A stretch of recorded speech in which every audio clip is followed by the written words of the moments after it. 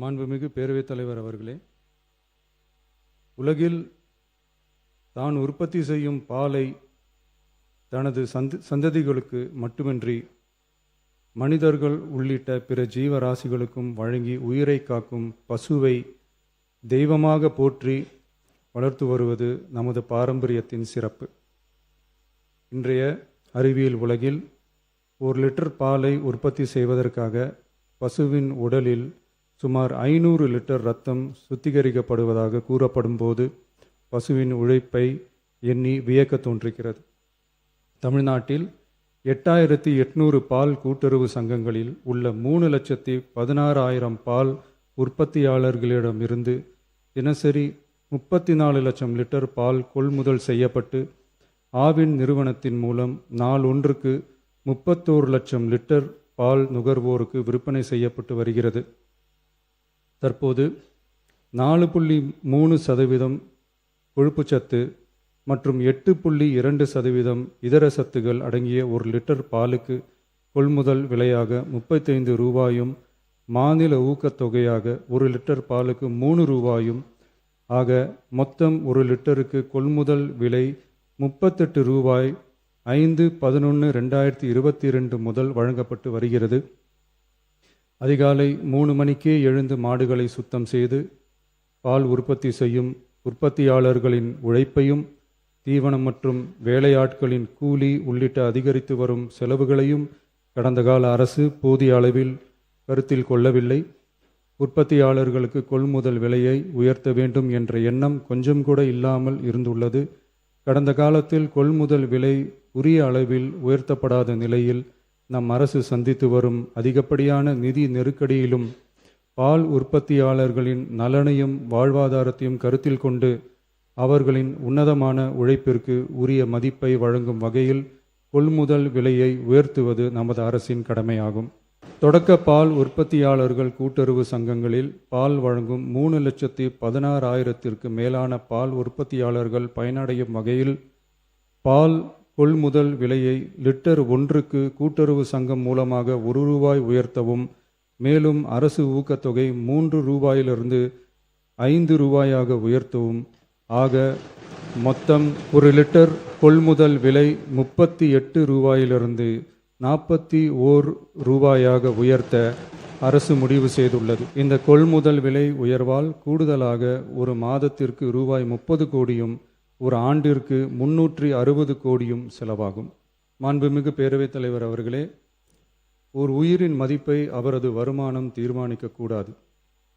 வசதி படைத்தவர், வசதி குறைவானவர் என்ற நிலை மருத்துவத்துறையில் இருக்கக்கூடாது. அனைவருக்கும் சமமான மருத்துவ சேவை எளிதாக கிடைக்க வேண்டும் என்பதில் நமது அரசு உறுதியாக உள்ளது. மருத்துவம் என்பது சலுகை அல்ல, ஒவ்வொரு மனிதனின் அடிப்படை உரிமை. ஒரு மனிதனின் உயிரை காப்பாற்றுவதில் தாமதமாகும் ஒவ்வொரு நொடியும் மிக கொடியது. மருத்துவத்தை தேடி வரும் மக்களின் பாதையில் இருக்கும் தடைகளான வறுமை, தொலைவு, மருத்துவர் பற்றாக்குறை, மருந்துகளின் விலை, மருத்துவ விழிப்புணர்வு இல்லாமை, காத்திருப்பு, அவசர கால வசதியின்மை போன்றவற்றை படிப்படியாக அகற்றி ஏழை, பணக்காரர், கிராமம், நகரம் என்ற பாகுபாடின்றி ஒவ்வொருவருக்கும் தரமான மற்றும் எளிதான மருத்துவ சேவை கிடைக்க செய்வதை முதன்மையான நோக்கமாக கொண்டு செயல்பட்டு வருகிறது நமது அரசு. மாண்புமிகு பேரவைத் தலைவர் அவர்களே, மருத்துவம் மற்றும் மக்கள் நல்வாழ்வு துறையில் சில அறிவிப்புகளை சட்டப்பேரவை விதி 110 கீழ் இன்று வெளியிட விரும்புகிறேன். வடசென்னை மக்களுக்கு உயர்தர மருத்துவ சேவை எளிதில் கிடைக்கும் வகையில் பெரம்பூரில் ரூபாய் 300 கோடி மதிப்பீட்டில் 400 படுக்கைகள் கொண்ட உலக தரத்திலான பன்னோக்கு உயர் சிறப்பு மருத்துவமனை அமைக்கப்படும். முதலமைச்சரின் விரிவான மருத்துவ காப்பீட்டு திட்டத்தின் இலவச மருத்துவ சிகிச்சைக்கான மருத்துவ காப்பீட்டுத் தொகை ஆண்டொன்றுக்கு தற்போதுள்ள 5 லட்சத்திலிருந்து ரூபாய் 25 லட்சமாக உயர்த்தப்படும். திருநங்கையர்களுக்கான மருத்துவ மற்றும் அறுவை சிகிச்சை சேவைகள் கூடுதலாக சென்னை ஸ்டான்லி, திருநெல்வேலி, தூத்துக்குடி, செங்கல்பட்டு, திருவாரூர், தருமபுரி மற்றும் கன்னியாகுமரி ஆகிய 7 அரசு மருத்துவக் கல்லூரி மருத்துவமனைகளில் முதலமைச்சரின் விரிவான மருத்துவ காப்பீட்டு திட்டத்தின் கீழ் வழங்கப்படும்.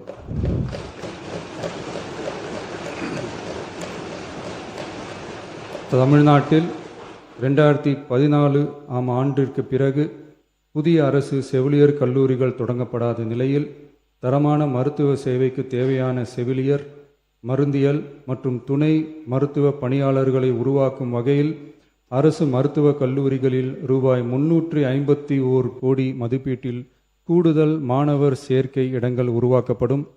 7 புதிய அரசு செவிலியர் கல்லூரிகள் தொடங்கப்பட்டு 660 பிஎஸ்சி செவிலியர் மாணாக்கர் இடங்கள் உருவாக்கப்பட்டு ஏற்கனவே உள்ள செவிலியர் கல்லூரிகள் மற்றும் செவிலியர் பள்ளிகளில் கூடுதலாக 1925 கூடுதல் மாணாக்கர் இடங்கள், இயன்முறை மருத்துவம் உள்ளிட்ட 12 துணை மருத்துவ படிப்புகளில் 2778 மாணாக்கர் இடங்கள், மருந்தியல் படிப்புகளில் 735 கூடுதல் இடங்கள் என மொத்தம் சுமார் 6998 கூடுதல் மாணாக்கர் இடங்கள் உருவாக்கப்படும். தமிழ்நாட்டில் அதிகரித்து வரும் புற்றுநோய்களை தடுக்கவும் தரமான சிகிச்சை வழங்கவும் முதலமைச்சரின் புற்றுநோய் பராமரிப்பு இயக்கம் chief ministers cancer care mission 677 கோடியே 44 லட்சம் ரூபாய் மதிப்பீட்டில் மேம்படுத்தப்படும். சென்னை ராஜீவ்காந்தி அரசு பொது மருத்துவமனையில் 471 கோடியே 80 லட்சம் ரூபாய் மதிப்பீட்டில் G+14 தளங்களுடன் ஒருங்கிணைந்த புற்றுநோய் சிகிச்சை பிரிவு அமைக்கப்படும். 5 மண்டல புற்றுநோய் மையங்கள் regional cancer care centres Thanjavur, Coimbatore, Madurai, Tirunelveli மற்றும் விழுப்புரம் ஆகிய மருத்துவக் கல்லூரி மருத்துவமனைகளில் நிறுவப்படும். முதற்கட்டமாக மதுரை ராஜாஜி மருத்துவமனையில் ரூபாய் 84 கோடியில் G+8 தளங்களுடன் மண்டல புற்றுநோய் மையம் தொடங்கப்படும். ரோபாட்டிக் அறுவை சிகிச்சை லீனியர் ஆக்சிலரேட்டர் லீனாக், கதிர்வீச்சு, நவீன கருவிகள், இலக்கு மற்றும் நோய் எதிர்ப்பு சிகிச்சைகளுக்காக அரசு மருத்துவக் கல்லூரி மருத்துவமனைகளுக்கு 106 கோடியே 17 லட்சம் ரூபாய் வழங்கப்படும். மருத்துவர்களுக்கு பயிற்சியும் நோயாளிகளுக்கு ஊட்டச்சத்து ஆதரவும் 2 கோடியே 77 லட்சம் ரூபாய் அளிக்கப்படும். மேலும் தருமபுரி, விழுப்புரம், திருவண்ணாமலை, பெரம்பலூர் மற்றும் அரியலூர் ஆகிய மாவட்டங்களில் 1.22 லட்சம் பெண்களுக்கு 8 கோடியே 70 லட்சம் ரூபாய் மதிப்பீட்டில் HPV DNA பரிசோதனை மேற்கொள்ளப்படும். மொத்தம் 673 கோடியே 44 லட்சம் ரூபாய் மதிப்பீட்டில் புற்றுநோய் தாக்கத்திலிருந்து மக்களை காக்கும் வகையில் பல்வேறு பணிகள் மேற்கொள்ளப்படும். மாண்புமிகு பேரவைத் தலைவர் அவர்களே,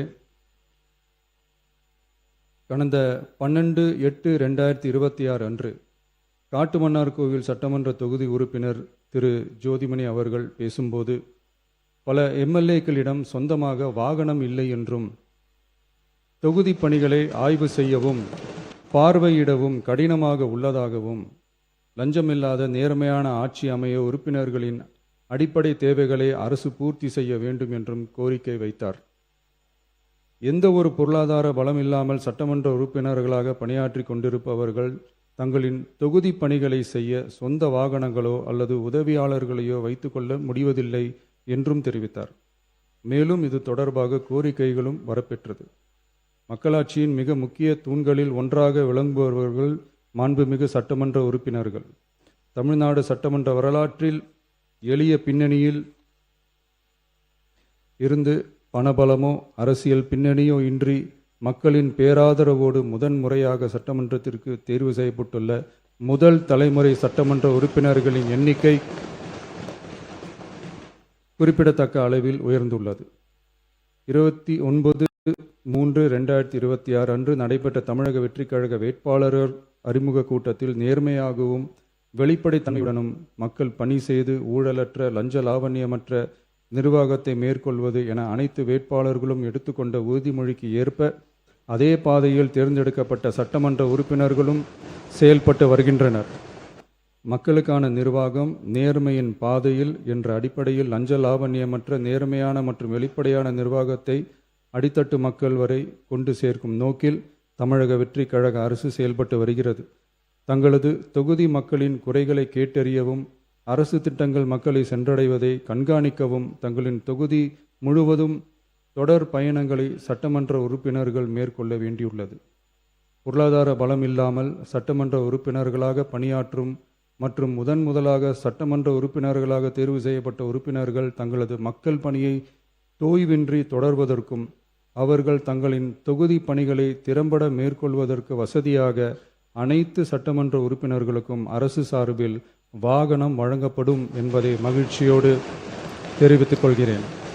இந்த அறிவிப்பு சட்டமன்ற உறுப்பினர்கள் தங்களின் பயண தேவைகளுக்காக பிறரை சார்ந்து இருப்பதை தடுத்து அவர்கள் எவ்வித சமரசமும் இன்றி சுதந்திரமாகவும் நேர்மையாகவும் தங்களின் தொகுதிக்கு உட்பட்ட கிராமப்புற மற்றும் தொலைதூர பகுதிகளுக்கு எளிதாக பயணம் செய்து தொகுதி முழுவதும் உள்ள மக்களை நேரடியாக சந்தித்து அவர்களின் குறைகளுக்கு தீர்வு காண வழிவகுக்கும். அதோடு மட்டுமின்றி சட்டமன்ற உறுப்பினர்களின் பொருளாதார சுமையை குறைத்து கடைக்கோடி மக்களுக்கு லஞ்ச லாவண்யமற்ற நேர்மையான மற்றும் வெளிப்படையான நிர்வாகத்தை அளிக்கவும் உதவும்.